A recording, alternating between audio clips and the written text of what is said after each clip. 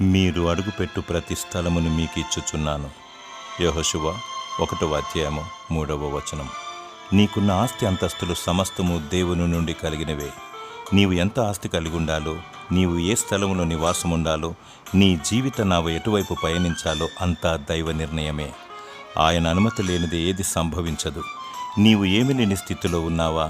నా బిడ్డలకు ఏమి సంపాదించలేకపోయానని బాధపడుతున్నావా? అధైర్యపడకు.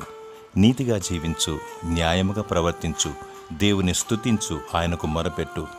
రక్షణ మారు మనసు కలిగి క్రీస్తు ప్రభువాన్ని వెంబడిస్తే దేవుడు భూమి మీద అడుగుపెట్టు ప్రతి స్థలమును నీకిస్తాడు. పరలోకములో నీకు నివాస స్థలము దయచేస్తాడు. దిగులు పడకు. మనుష్య కుమారునికి తలదాచుకోవడానికి స్థలము లేకుండెను. నిన్ను ధనవంతునిగా చేయుటకు యేసు ప్రభు దరిద్రుడాయను. దేవునికి మొరపెట్టు, ఆయనను స్తుతించు. దేవుడు నీ మొరను ఆలకించి నీ హృదయ వాంఛను తీర్చునుగాక. ఆమేన్.